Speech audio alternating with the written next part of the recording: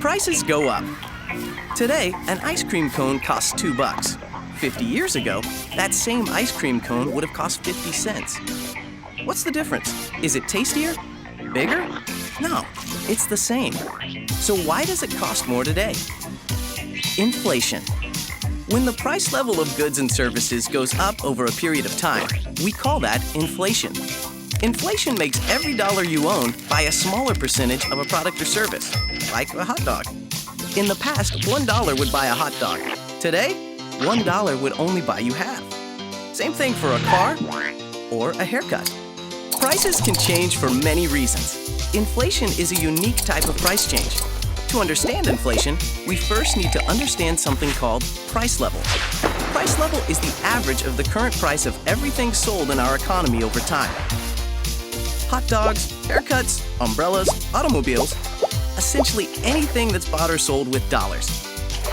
Economists keep an eye on the price level because they want the purchasing power of your money to stay stable from year to year. If the price level begins to rise too quickly, central banks, like the Federal Reserve, will try to adjust monetary policy in order to slow this advance in prices. Okay, so an increase in prices is always due to inflation, right? Wrong. Let's take a closer look. Imagine an island where the only thing to buy is balloons.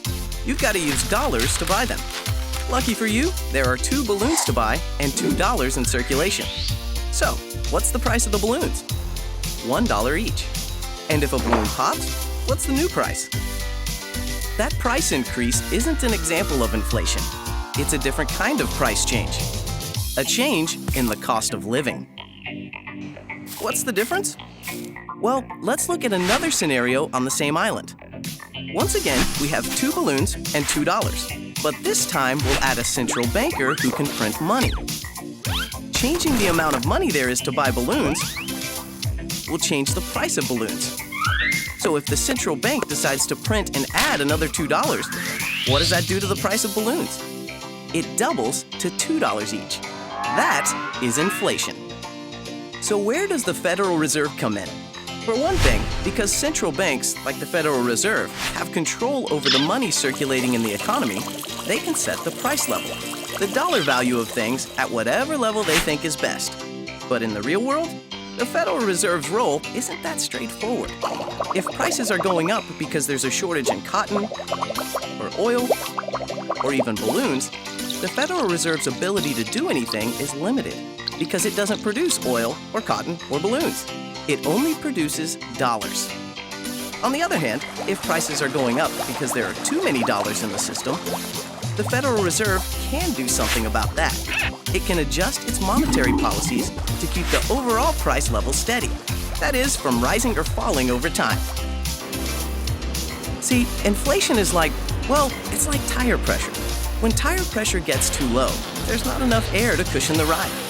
When tire pressure gets too high, you can have a blowout. Either way, if the pressure isn't steady at the proper level, it makes for a bumpy ride. So, over time, the right amount of inflation, like steady tire pressure, lets you go the distance and gives the economy a smoother trip. The Federal Reserve keeps an eye on inflation so you can keep your eyes on the road. There's still a lot to learn, so check out the resources on our website at frbatlanta.org for a more in-depth look at inflation and other topics.